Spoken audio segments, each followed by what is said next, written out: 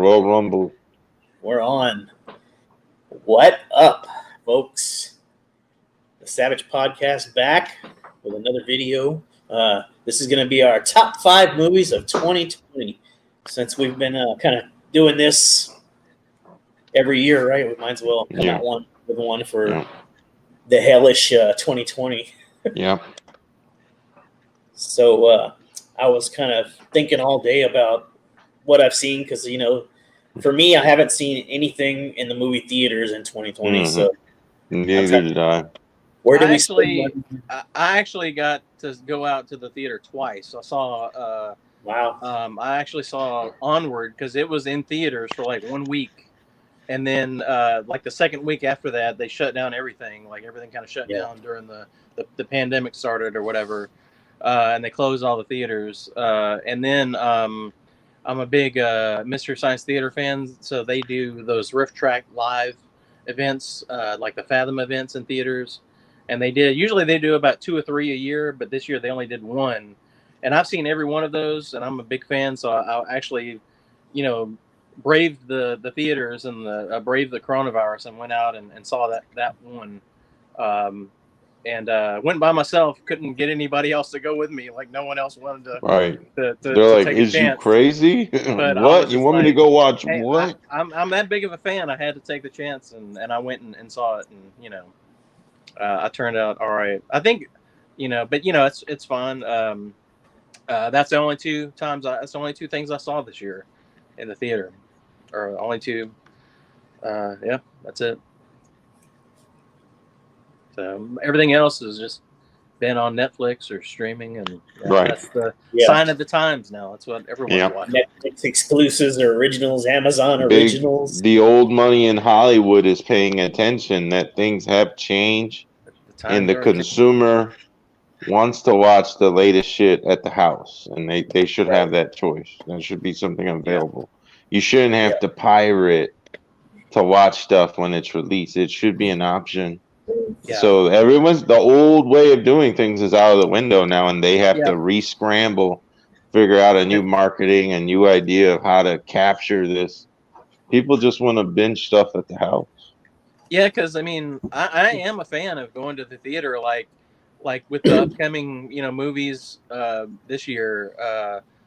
With like Godzilla, that's one of those movies that I feel like it needs to be seen on a big screen to really enjoy it.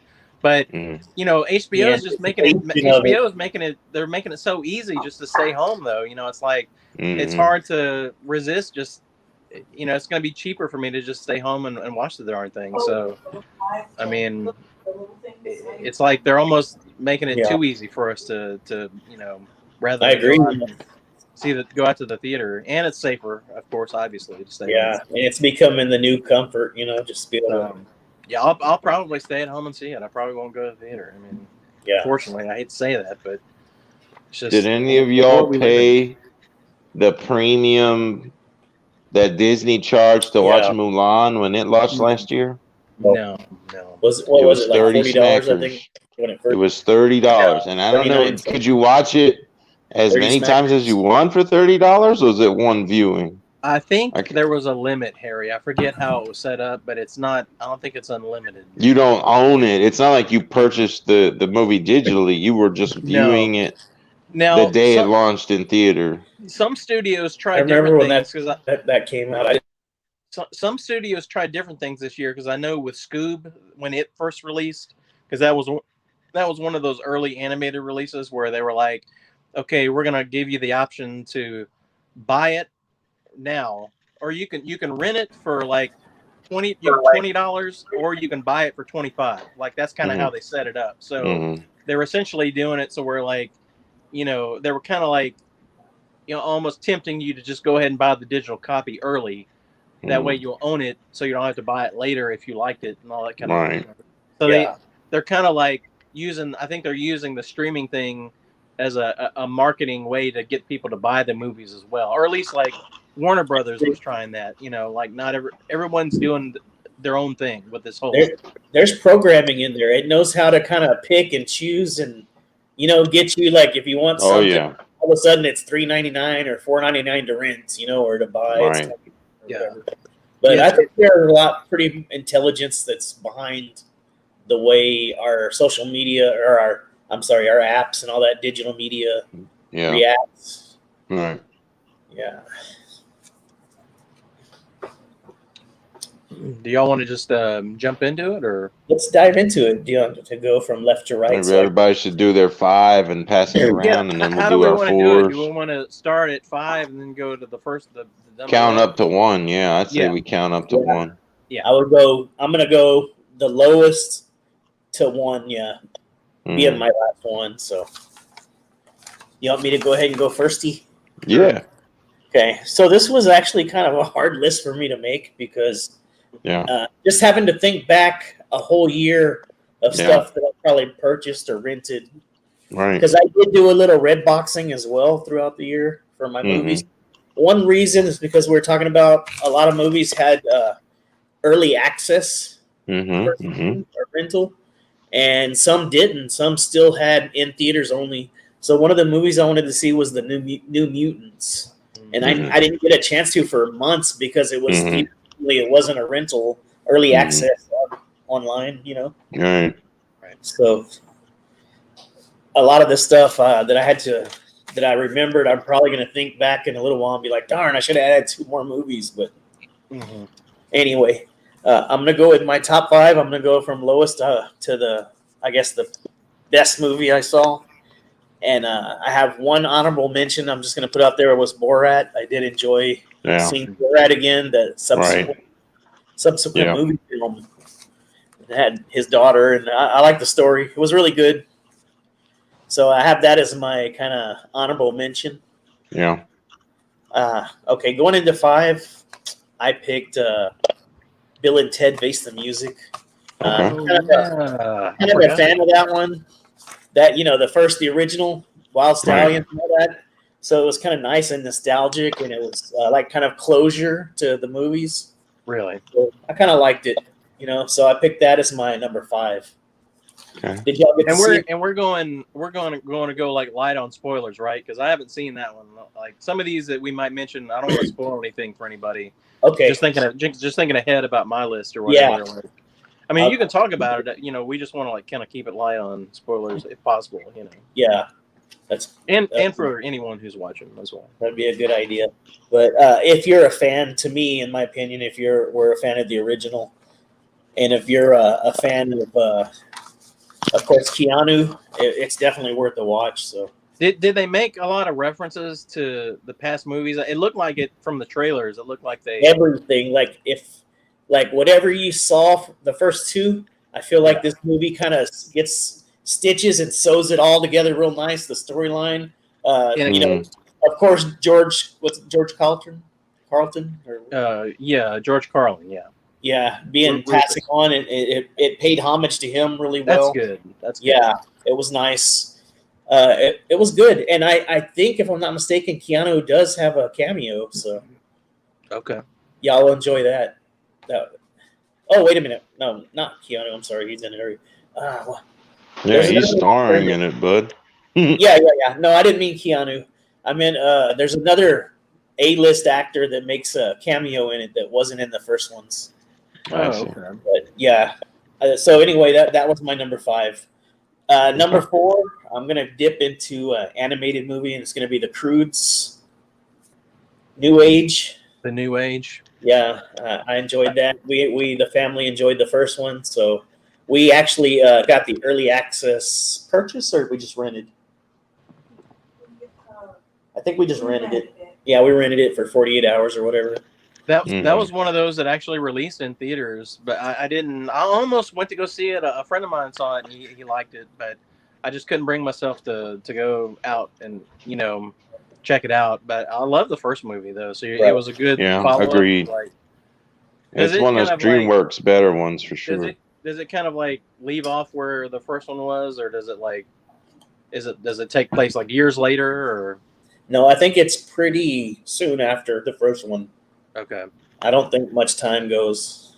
That's another one Nick Cage doesn't get enough praise for.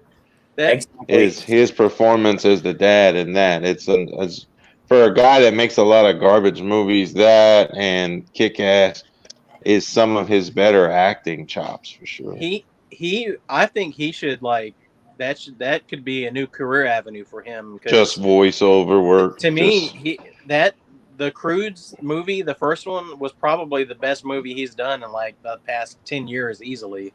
You know, I mean, I don't know. Maybe the first Kick-Ass, if you count that. I don't know if that would be in that 10-year span or not, but I agree he was awesome in Kick-Ass. But yeah, because he makes a lot of those like direct-to-DVD action movies, and they're just all terrible. You know, straight to Redbox. Well, he saturated his anything he could pick because of his money, with the IRS. The IRS, yeah. So he started making a little lesser money making, but he was making movies. If it was a paycheck, he was doing it. If it was like a shooting schedule that he had at the time, he was taking that money because he owed the IRS big time. He bought all them castles in Europe, and every one of them fucking castles is loaded with employees, and he pays the employees on an annual level. Isn't that insane? Oh my god, that is. And nuts. he had like a little temple, like a little. Nobody wants to buy the castles from him now. Now he puts them on the market. Nobody's touching them.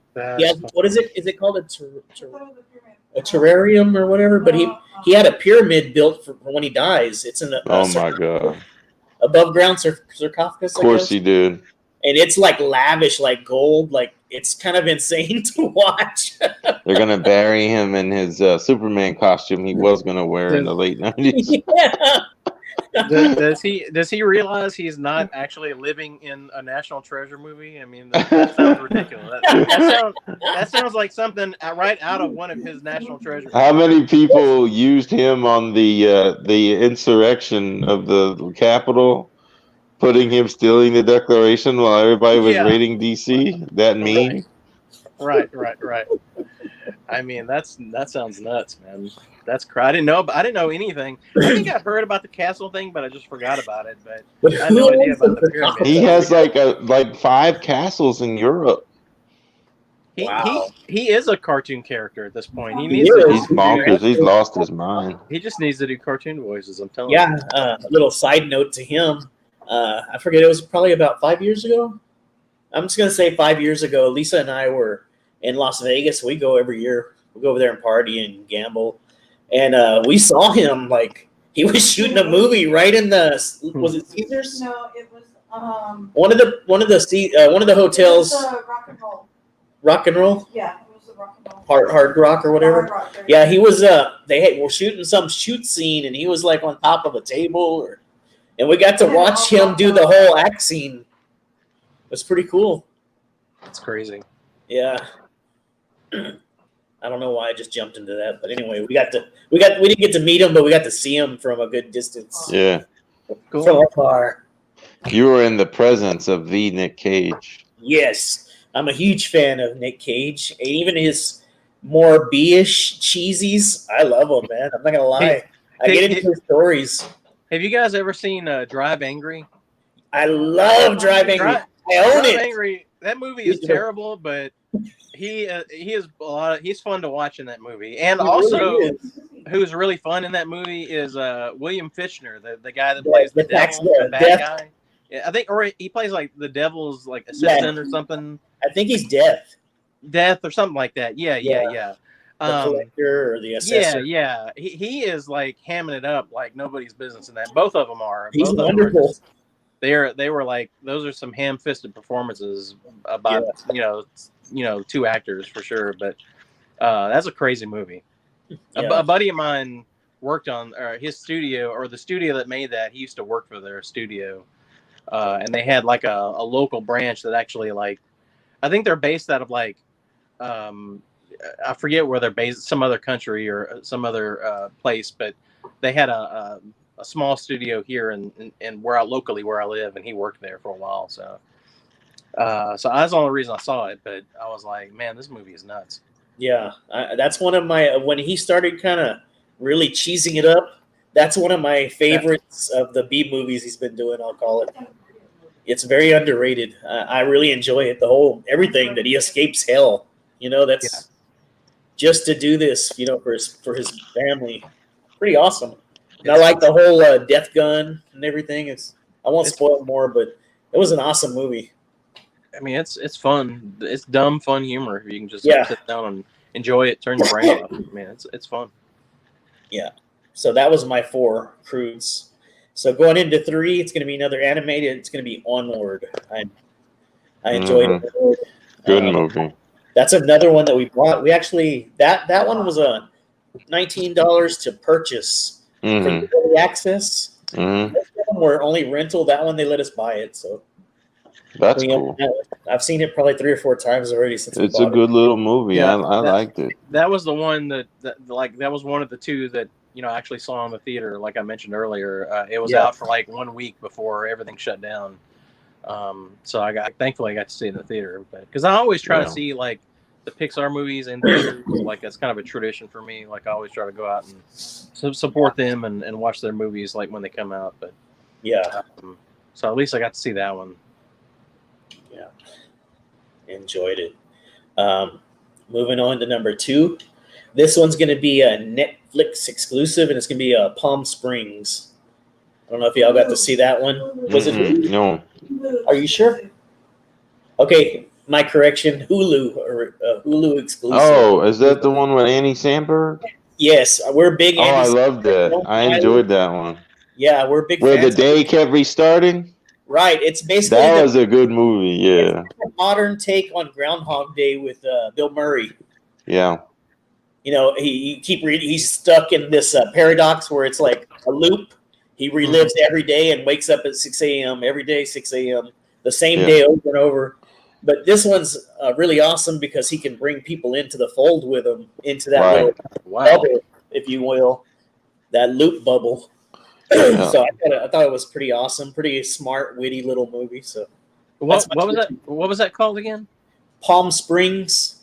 It's Okay, Hulu. check that out. It's exclusive to Hulu. Yeah, it sounds like a very good movie. Very funny. Yeah, you will enjoy it. I love super Lone funny. Island. I think Sandberg, one of his best ones in a long time. In a while, in a long while. I liked him in SNL and I like him. The comedy roasts he's done. He's got a very unique humor. Yeah, My Boy was really good with Adam Sandler. Right. I like that. The cop show he's on. What's it called? Brooklyn Nine-Nine. Yeah, that's a good show. He's funny on that too. It's really good. Lonely Island, of course. Lonely Island and Legendary. One year they came out with that with a CD, and it was like the number 8 best hip hop of the year album. And they're a parody hip hop. And they're just kind of like clowns, They are. And they actually seriously were number 8. They cracked the top 10 in R&B. Yeah, they cracked It's hilarious. They're legit, man. For album 3 white boys. Yeah, they rap really like that. Chris Parnell. Sandberg he's a smart guy. Yeah. Sandberg. Yeah, he's funny. I like him. So that was my number 2. Okay. And that's probably gonna be the last one that either of y'all agree on. Okay. Okay. Well, I'm interested. Gonna be La Llorona, because I'm a huge Conjuring universe fan. I enjoy all those horror movies. I enjoyed that movie. This is another one that we purchased when it came out. I think my daughter Layla liked it as well. She likes a lot of the same. So that was my number 1. What was the title? You kind of La Llorona. Oh yeah, it's part of the Conjuring verse. Yeah, it's based on an actual story in Mexico. Linda Cardellini, wasn't she in that? I think so. She was the Hawkeye's wife, and she played Velma in the Scooby Doo movies. Yeah, I think so. Did she play like the main character? I think I saw a trailer for that. The cop that took the kids in. Yeah. I couldn't even finish that movie because Sam was so upset by the children being in jeopardy that she can't tolerate stuff like that. She can't. Her anxiety. So we had to stop at like a half hour in because the idea that the kids were being targeted, that she couldn't handle it on her nerves. Yeah. My mom's the same way. She can't take any of that stuff. When she sees kids being, she just can't. She can't do it. Not on the entertainment level. She just went out wired that way. And I was relieved because of the Conjuring movies creeped me the hell out. So I was okay to turn it off. And I was only watching it for her. I'll be the only sicko cooking a brisket.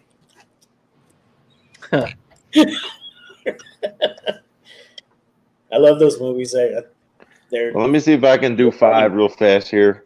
So- Onward is on my list. We'll figure out the ranking afterward. Onward for sure is worthy of nodding. What a great story. As someone who has a brother, I think people who have siblings, will have a connection to this movie.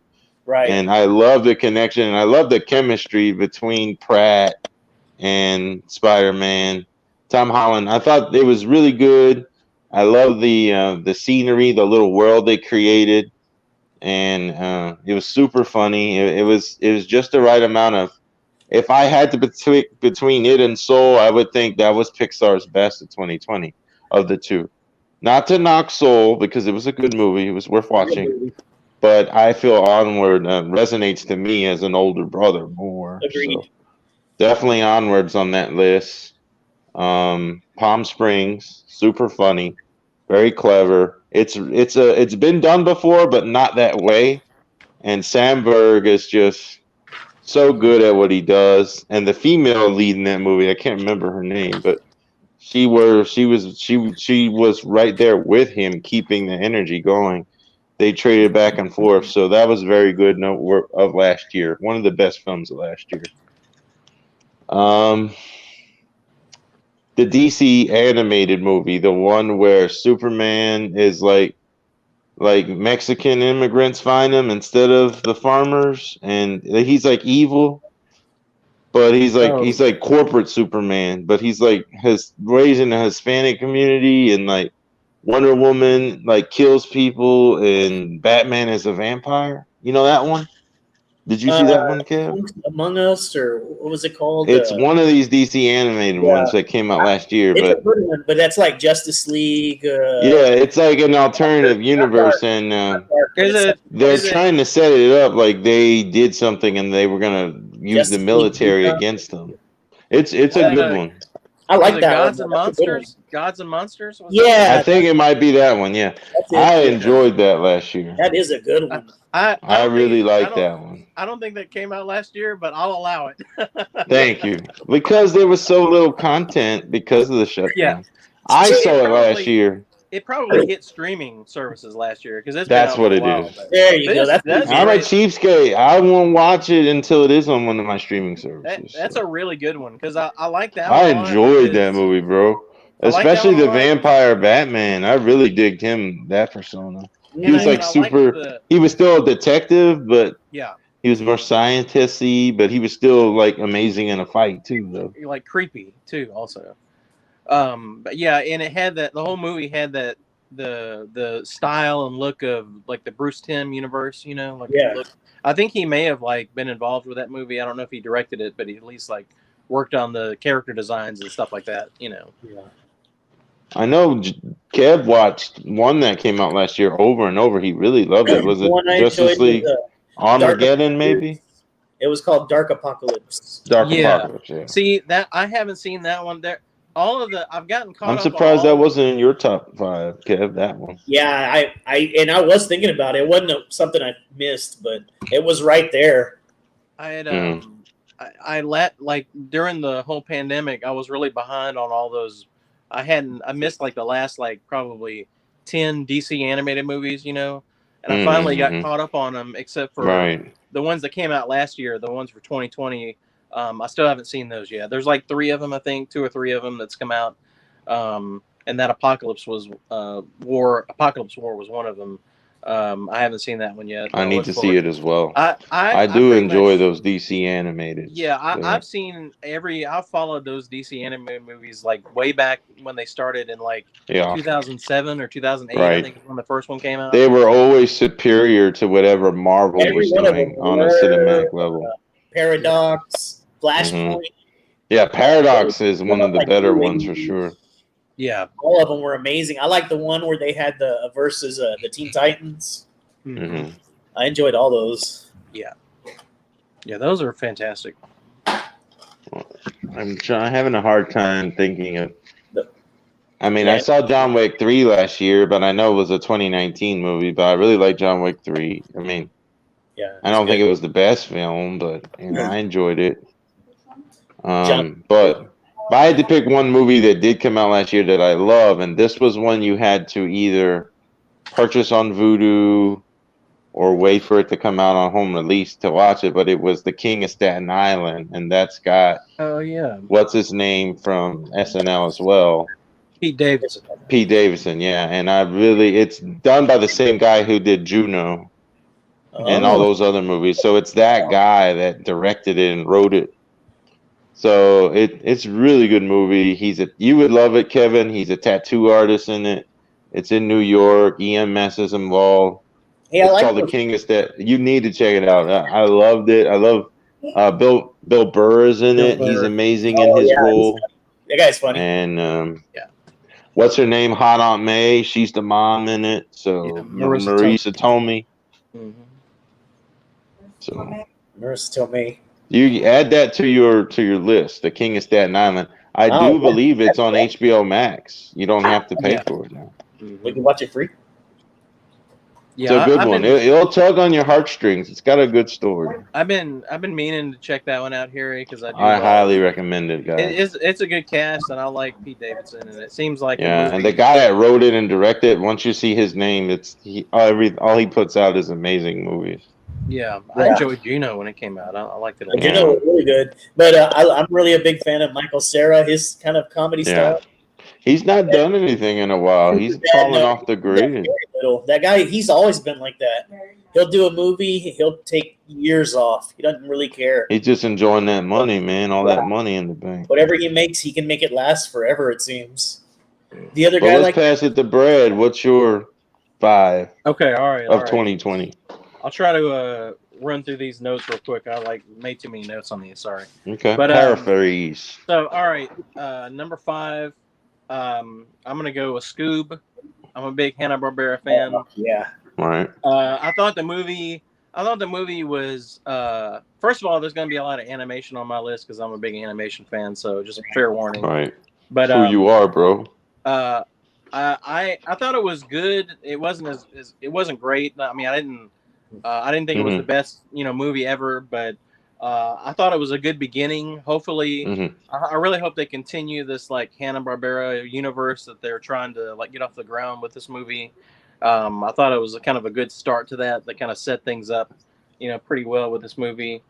I thought the animation overall was really good. I loved the tribute that they did to the old Scooby-Doo "Where Are You" intro that they did in the movie. That was fantastic.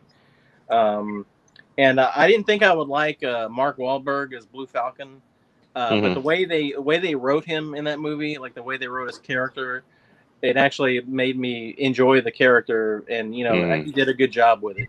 The casting was okay in the end. Yeah, you didn't expect it actually that. ended up being a perfect casting. You were hesitant at first when you heard he had been selected. Yeah, I'm not the biggest fan of him, but the way they wrote Blue Falcon, it actually was good casting. You know what I mean? So same thing.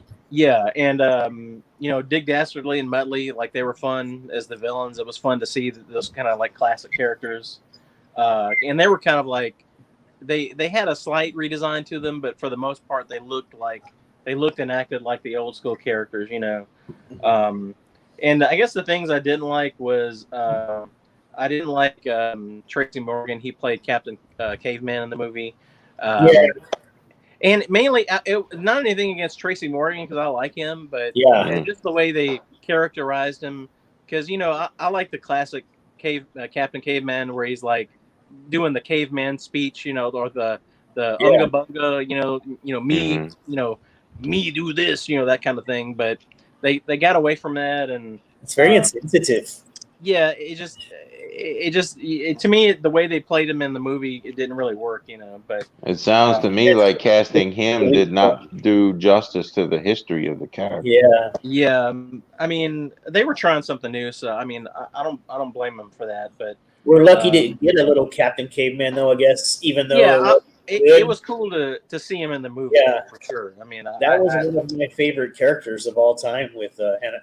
And I was happy to even see him come in. Also, with the toy line and everything, we got another Captain Caveman figure. So Yeah, and like there were a lot of other like great Easter eggs in the background, like that refer to a lot of the other characters and stuff like that from old a variety of old, so like there was Johnny Quest stuff in there. There was like Magilla Gorilla references and stuff like that. So if you're a Hanna-Barbera fan, I would suggest checking the movie out just because of all the the sort of like fan services in the movie. It's worth it to at least like watch it at least just for that. Yeah.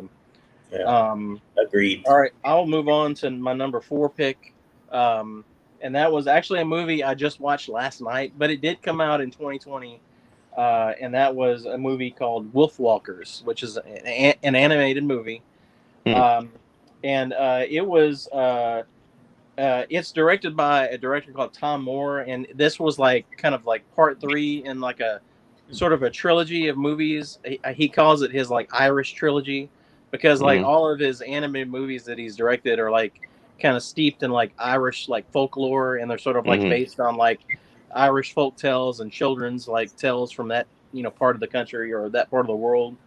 And all of the imagery in his movies like evoke that. They're like the backgrounds and the design and everything kind of has like a flat sort of like all the backgrounds and everything have like a 1-point perspective on them, which make them look like kind of like a how a lot of those Irish like what do you call them those like the big symbols and stuff like that that's part of their culture. It's kind of like evocative of all that stuff, you know what I mean? And this guy like pays homage to all that with these movies. And the movie is about like a little girl and her father like moved to this Irish village from England, and she falls in with like another little girl who is actually like a wolf walker, and she actually like walks. Her and her mother, they have the ability to like walk with the wolves, and like it's cool how they do it because they're not werewolves, but they almost like project. They're able to project their spirit like out of their bodies, and their spirit will sort of transform into wolves. It's kind of like an interesting take like on that sort of like turning into wolves trope that we've seen in other movies and stuff. But just the visuals and the animation are like phenomenal. Like I said, I mentioned the director Al Blood. He made 2 other movies before this one, and they all sort of like kind of visually, sort of like thematically, they're all sort of like fit together as part of a trilogy. But if you're just a fan of like beautiful animation and just like kind of like fairy tale type stuff like that, I highly recommend it. Watch it. It's on Apple TV Plus. That's where I saw it. I have like a, I got like a free subscription to it somehow. Yeah. But if you can watch it on Apple TV Plus, it's really awesome. Or if you can just buy it or rent it later somehow, highly recommend it. Wolfwalkers, really really amazing. And my number 3 is the same as yours, Kev. Onward. That was my number 3 pick.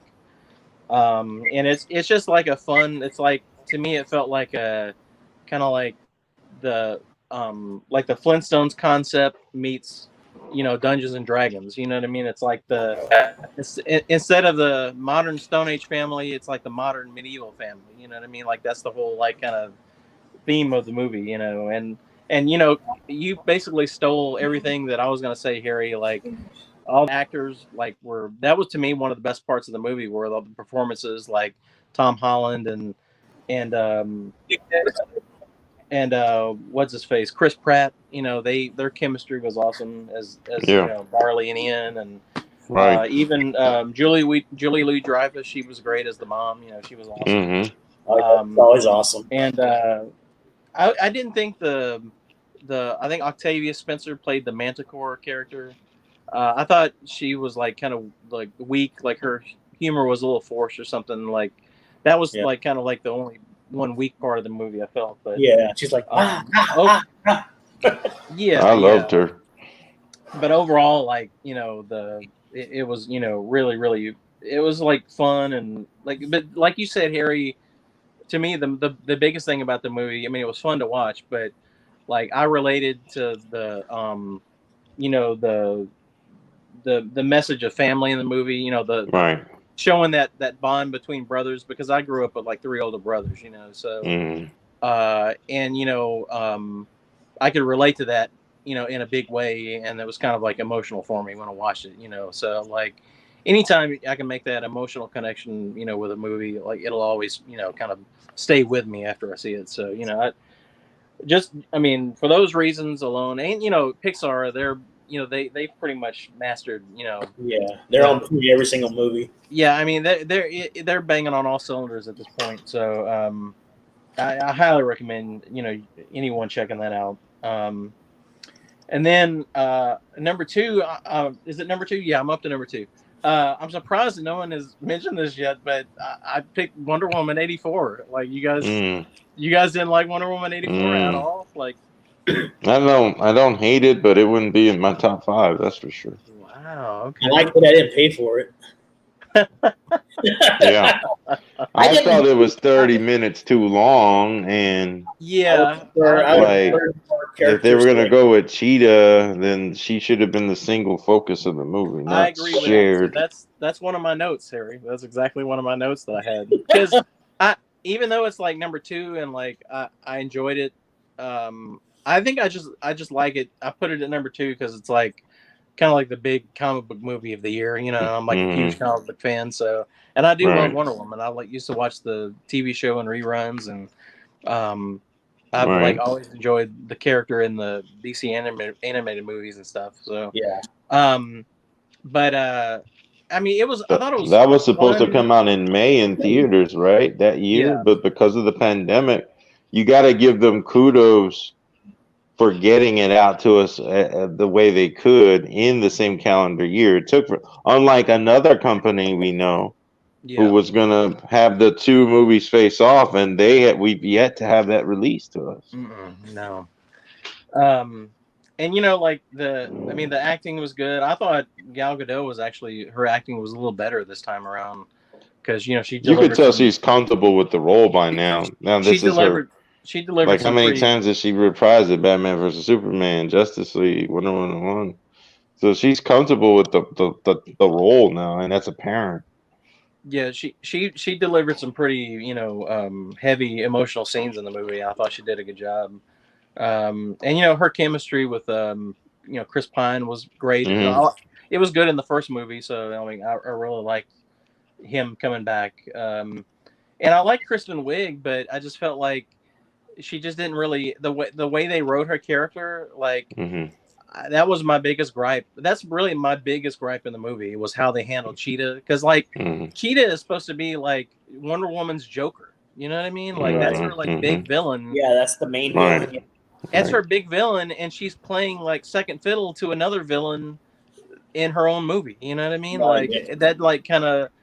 This is like supposed to be a Wonder Woman movie, and I figured like in this day and age, when you know where, you know, the women empowerment is like at its peak right now, you would think that they would have like had Cheetah be like the main, you know, villain of the movie, and that's what I expected, and they didn't go that direction. So that part was disappointing, you know. But I mean, I did like Pedro Pascal. I mean, he was over the top for sure, his performance, but I thought it was like fun. It was still fun to watch, you know, him in that Max Lord role, you know. I'm trying to think of what else. Oh yeah, and like my main gripe though with Cheetah, going back to Cheetah, is that they did that same old trope of like the nerd, you know, becomes, you know, the Catwoman from Batman Returns, basically. She drops her papers and she becomes a supervillain. You know what I mean? Like that, because they did that with, you know, they did that with Catwoman in Batman Returns. They did that with Poison Ivy. They did that with the Riddler. They did that with the Electro and, you know, Spider-Man. You know what I mean? Like they've done it like so many times now, and it's like I'm tired of that. I wish they would like get away. And they did it in Iron Man 3 with the Mandarin. You know what I mean? So it's just like they need to like stop doing that and like come up with a better, you know, trope for these villains. You know, because it's kind of like, to me, it's just kind of lazy writing, and I hated to see them do that with the. But I mean, it sounds like I hated the movie, but really, like the main, you know, thing I didn't like was Cheetah, and pretty much everything else everyone else has been complaining about everything, but everything else I'm cool with. Like I enjoy it. Like I thought it was just kind of a fun movie. How I mean, did I you really like did. the way they handled the invisible jet? I like that. I'm just glad that they put it in there. You know what I mean? Like Mhm. that to me was like a nice piece of fan service. Like, yeah, I guess they probably could have explained it away a little bit better, or maybe written it a little bit better. You know, but Mhm. I'm willing to overlook that just because I loved seeing that in the movie, and I was And what surprised about by it. her I was flight? Her realization that she could basically fly herself now. The only thing about that was that like I loved how they did that in the movie, but Mm. it was confusing because she didn't really fly in the Batman versus Superman or the Justice No, League or Right. anything. no. So to me, She that was like unlocked that ability in this film. it was You confusing. upgraded. It was His confusing in that words of regard. encouragement about you just soar, you let the wind, you Yeah, know. yeah. That was confusing because like, why didn't she do that? If she learned how to do it in the '80s, why didn't she do it later on? Right. Why didn't she do it after the I mean, fact? Very good point. This I just in all I the just Maybe animated she will with the Snyder cut. maybe she will. Snyder Maybe Cut. she will. But anyway, so I'll just talk about my number one movie was Soul by Okay. Pixar. Wow. That was my number one. Dang. I would have normally I probably would have picked a superhero movie over a Pixar I'm movie. surprised Onward didn't get this I just oversold. I well the thing is like with Soul like I really love the director Pete Docter because he's done like pretty He much did everything he's Up, didn't done he? is Didn't he like do Up and Inside Out? yeah like Monsters Inc. Up like he's done Inside Out, all those are like Academy Award winners I think Right. and like great movies like classic Pixar movies Yeah, great and I story. kind of felt like this movie Soul was almost like a natural progression of Inside Out because it kind of feels like they were Mhm. probably working on Inside Out and they were thinking about like they came up with a bunch of stuff for like a person's soul because that Inside Out was all about like the inner workings of a human, and they were probably like, hey, we could just do a whole movie about this, it almost feels like that's how this came about, but yeah, man, the just the the actors, Jamie Foxx, and I'm never really like not the biggest Jamie Foxx fan, but he was Mhm. fantastic. Yeah. And he worked well with Tina Fey. I think their chemistry Mhm. was great. Mhm. And I didn't even realize it, but Felicia Rashad was Joe Gardner was the character in the movie. That she played his mom. I didn't even know that was her, and she's always awesome. And Kevin, your favorite, Angela Bassett, she played the Dorothea Williams, the jazz singer that he plays with in the movie. She had a small role, but it was still really good. Yeah. You got to put her in though. But just like the way that they, especially love the way they portrayed the world, the soul world, like Mhm. and how that looked like Like heaven and like the just before you go to Earth. yeah they did a lot of like creative like things with animation in there and like especially with how they drew or portrayed the soul counselors, like the soul collector, I think the one that's after him the whole movie, the one that's coming after Joe, uh like the way they sort of drew them in that flat like 2D style and the way they like animated and moved around like Yeah. was very creative and like very fun to watch. I thought, just as a fan of like cartoons and seeing how these things like interact and move around on the screen, like you can tell like Pixar is like being creative and like having fun with that, but like I always say like with a good animated movie, like if it's really great, like you'll forget you're watching animation, and that's how I felt when I was watching Soul. You know what I mean? You just like get wrapped up in the story, and it's just like just get wrapped up in your own emotions with everything like that, and it just sort of like you just get sucked into the movie completely, even though it's like lines and pencil marks and picture or pixels on screen. You know what I mean? So um and I guess my only critique of the movie was like at one point I was a little concerned when the movie sort of at one point the movie sort of like it goes from the sort of like, you know, existential thing talking about souls and stuff like that, and then it kind of switches and becomes like a body swap movie, you know, at one point. And I was a Mhm. little concerned at first because I was like, I don't know if I like this part, but you know, leave it to Pixar to take like that tired old trope of like, you know, characters switching bodies with another character and then making it, you know, like kind of fresh and creative, you know what I mean? Because as I was watching it, I was like, oh, this is like really awesome, you know, the way they pulled it off, you know, it turned out, you know, it wasn't the tired old cliche that, you know, you've seen 1,000 times. They did something new with it, you know. Yeah. Which is what they pretty much always do, you know. So, but yeah, that's about all I got to say on Soul. That pretty much wraps up the list, I think. It's a good So list. yeah, that was strong list. And then I guess I did have a you know, one honorable mention, the Christmas Chronicles 2. You know, I'll just throw that in there just because I loved the first one when it came out like last year or 2 years ago, and this one wasn't as great as the first one, but it was a fun Christmas movie. So if you're next year, you know, or later this year, if you need a good Christmas movie and you haven't seen it, Kurt Russell as Santa Claus. I mean, you can't go wrong. I mean, that's awesome.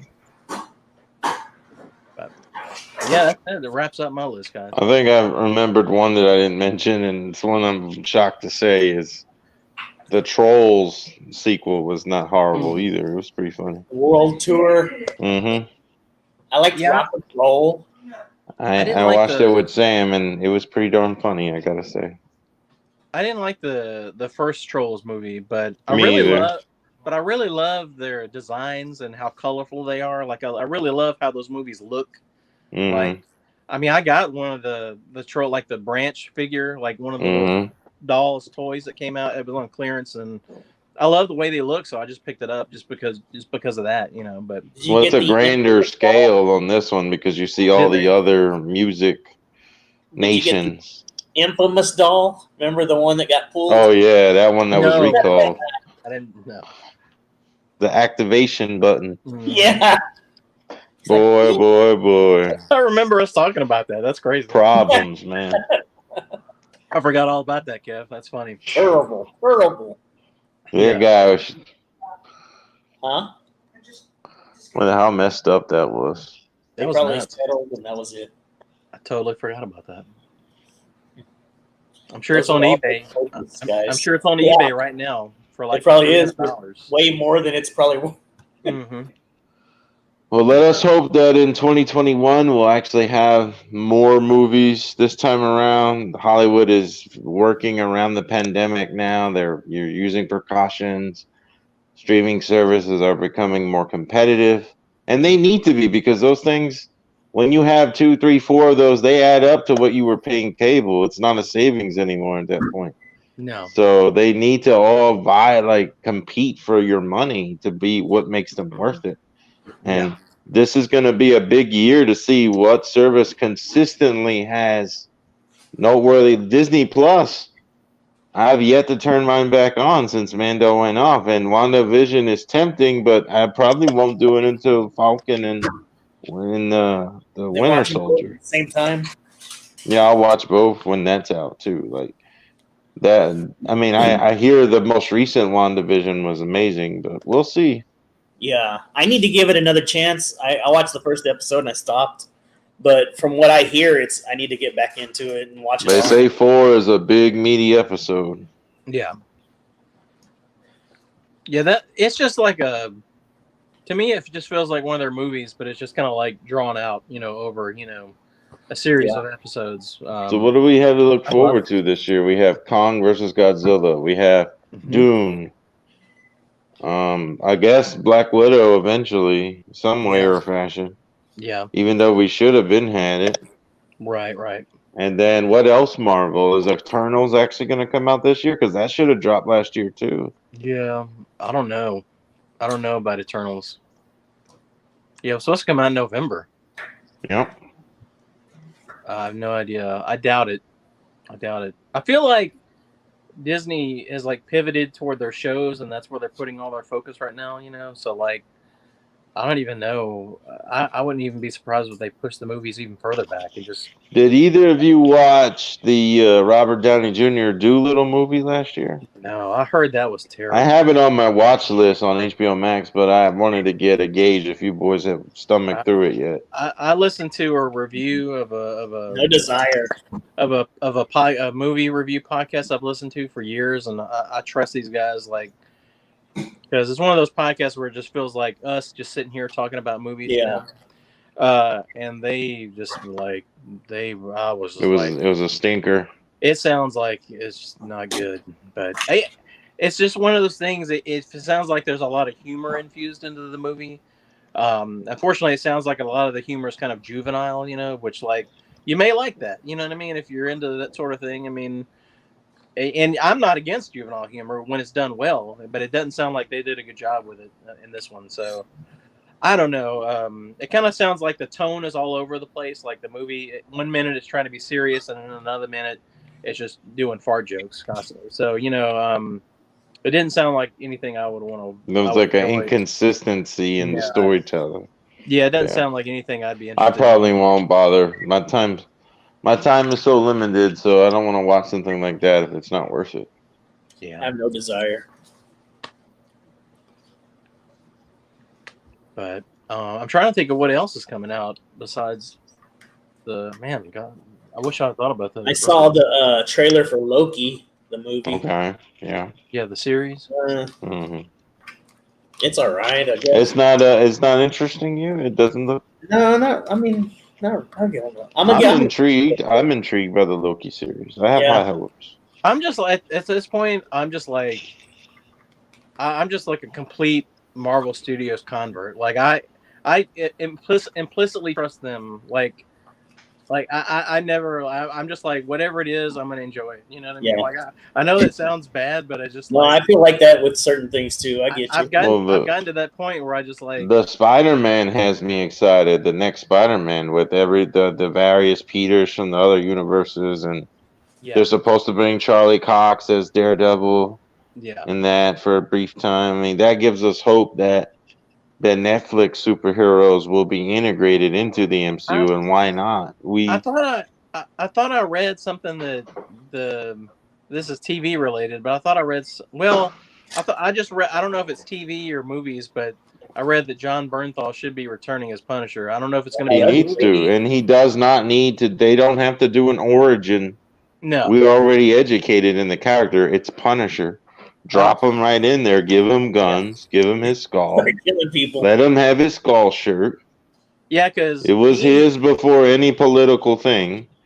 Yeah, right. Yeah, because I mean, I honestly wasn't totally on board with him playing that role when he remember they debuted him in season 2 of Daredevil, and I didn't really I didn't love him, in that season of Daredevil, but when they moved him over to his own show, that's when he won me over, and he did such a good job. I thought. Yeah, I loved the season 1 and 2 of Punisher is some of the best TV that your money can buy right now, and if you haven't watched it yet, you should watch it before Netflix loses the rights to show it. In season 2, with their introduction of Microchip, or Micro as they call them, I loved their chemistry. Their back and forth chemistry was great. Season 2 was really good. That was a cool chemistry duo kind of team. Yeah, it was cool to see that on screen. The Pilgrim, such an epic. Pilgrim was amazing. Oh my God, him and you want to talk about some gratification on the series? It's excellent storytelling. Amazing. That's why I was so bummed when those series just sort of I really hope they return in some way and fashion. Yeah. Disney has the money to make it happen. I know Disney can make it happen. I know I mentioned it before. The way they left Luke Cage and how they sort of left so much series. Potential on what Luke Cage could go from that point. The way season 2 ended. And I love Bushmaster. I thought Bushmaster was so that guy. I want to see him in other shit now because of how great he was as Bushmaster. His own show. Yeah, it was so good. I guess the weakest thing was Iron Fist, but season 2 of Iron Fist was good. I enjoyed it. So even if they brought him back, I wouldn't mind. I Nah, he can stay canceled. Yeah. Well, you got. Well, at least if you bring him one back, they all gotta come back. Even They say Jessica Jones doesn't want to do it no more. She's out. Oh, man, I loved her, man. I love her show, but I was in. She's not interested in reprising the role. They say. Man, I was in love with her in that role, man. She was awesome. I love season 3 of Jessica. I loved all 3 of those, especially 1, and I think 3 really took it to a whole other level. Like, that villain was so calculating, and how do you get a non-powered villain that can stand toe to toe? Like, and the way they did it was amazing. Yeah, amazing. But. And Hellcat. I know Kevin was a big fan of Hellcat, so the transformation of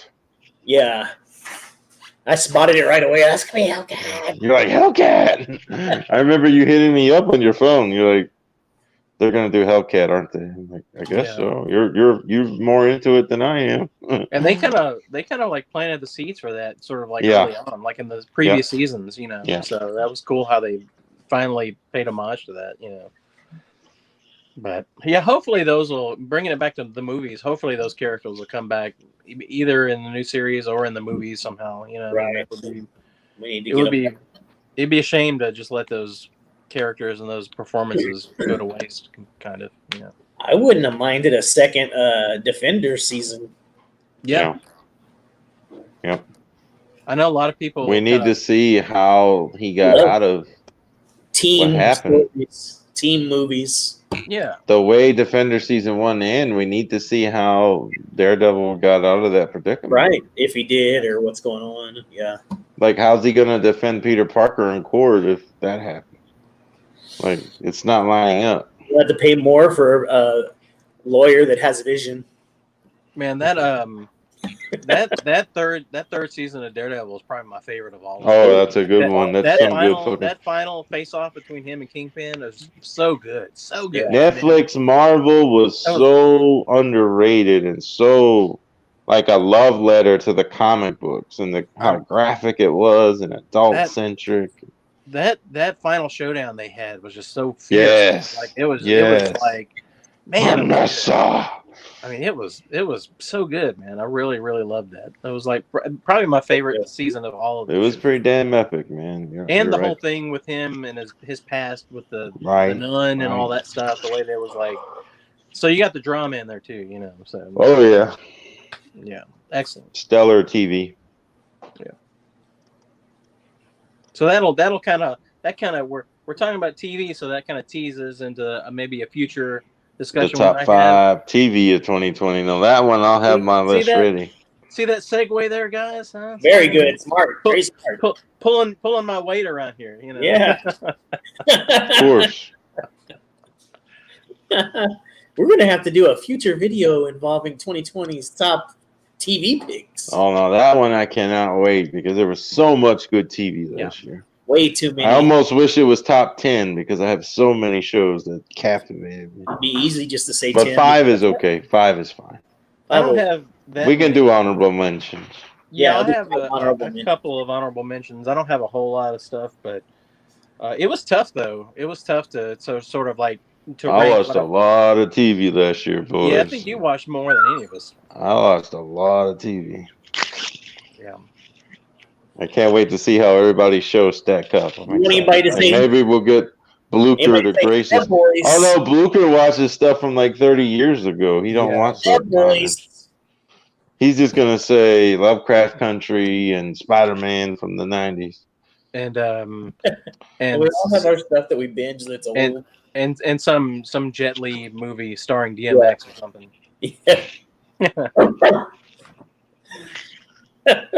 Camp Cretaceous would be on his list. Camp Cretaceous, yeah. I haven't seen any of that. Is that a? Be really honest with y'all. Camp Cretaceous. It's pretty good. It's got all 5 of my slots. It's my 1, 2, 3, 4, and 5th favorite show. Right behind the Toy Biz documentary. The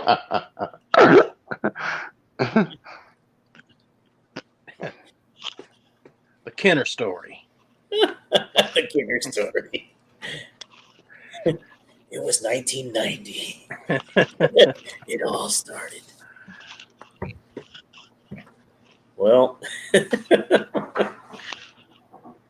now I can't wait for next year's top 5 because Right. I'm like kind of excited to watch the coming back to America.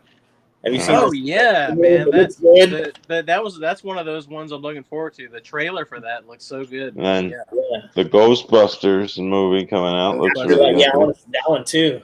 Is there any word on that one, or do y'all know more or less when? Yeah, I don't know where it's dangling on the release, how they're going to go about it, but Yeah. it should have been last year, I thought. Yeah, there's some movies like I just haven't heard anything. I mean, bringing it back to animation, like they were supposed to release that new Minions movie. I think it was like The Rise of Gru or whatever, and it got postponed to this year. DreamWorks has got some financial But woes. I haven't heard anything like if they're going to plan to do it straight to streaming or if they're going to put it in theaters. Like Illumination hasn't put out any news on that, not that I've heard of or read. So they put out the toys. Like I don't know if they're going to re-release the toys or what, but I don't know how that works with movie tie-ins. Like did they get another chance at that or is that it? But interesting.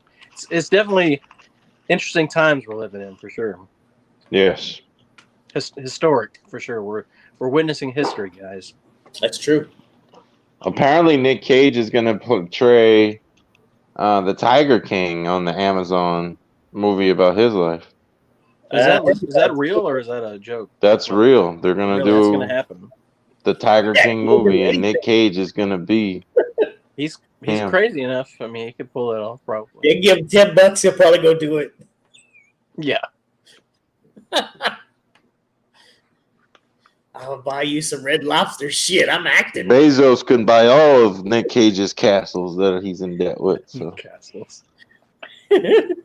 He should. I'm just gonna keep the 3 best castles. Sell the rest. He should film. He should film all of his movies at those castles. Like, gotta make some money. You just start producing medieval movies. Yeah, or just a lot of money. Or just rom-coms. It doesn't have to be medieval. Yeah. The problem is, he can't legally own those castles without properly staffing them in those countries. He's got to have, a gameskeeper. He's got to have, the drawbridge guy. He's got to have, there's all these rules. If you own a castle, you have to maintain the staff to take care of it. Whether he's there. Many of them, he's not even stepped foot in the castles, and he bought them, out of a whim. How much do you tip a moat cleaner anyway?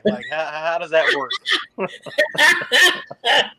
I need you to clean my moat. It's a lot. Whatever it is, it's a lot. It's not cheap. Or thumbtack. They make a good living, the moat cleaner does.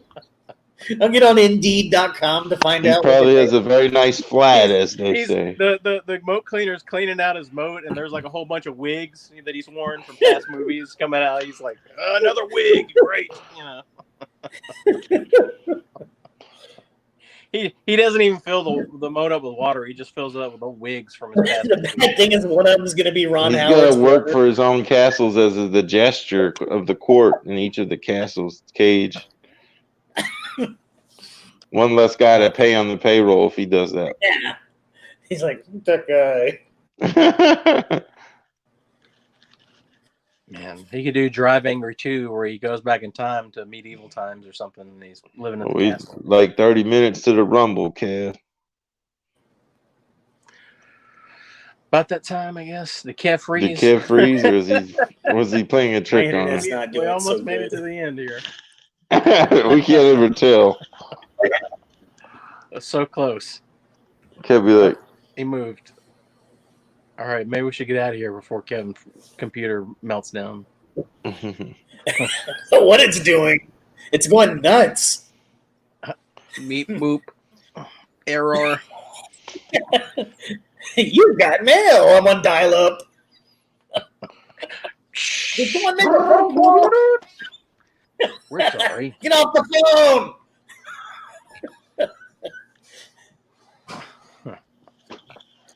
Well, that was fun, guys. Well, it was fun. It was fun. I love this. Is one of my favorite things we do, talking about movies. Yeah. And comparing. We'll do it again next weekend. We'll talk about the TV. We'll go to TV. I got so many shows to spew my love for. Agreed. Dong dong dong dang. All Hopefully right. we'll have Dave back. Yeah, hopefully Sure. he will be joining us on something soon. We got to hear about, Camp Cretaceous, like everything. Is it like kind of like CG or animated or? Yeah, it's CG. Yeah. Oh, I just can't do it, man. I can't do it. I think I'd have a better. I probably wouldn't watch it this way, but if they did Lego, maybe I'll watch Lego. it. Lego Jurassic Park. But I just can't do it, guys. Oh man. I'm all down for like the live movies, live action, but I can't do the Camp Crit, whatever it is, Nacho Supreme or whatever you call it. That is Camp not a dinosaur. Camp Carnegie Saga. Nacho Supreme. That is not a dinosaur. That is not a dinosaur, guys. I'm like, what the fuck are you talking about, Dave? Camp Creatine. Yeah, Camp Creatine, chocolate flavor. All the dinosaurs are like hopped up on energy drinks the whole time. Yeah, they're all looking up. Camp Creatine. Terrible. I don't know. I don't know what I'm saying. Well, you want to go ahead and call it there? 'Cause then it's Yeah, only my like, ass is killing me. Sounds All right. good, guys. We'll see you next time. see you next time. It was fun. Peace. Hey, Savage. Bark, bark, bark, bark, bark. Oh, that guy left quick. He didn't give a damn.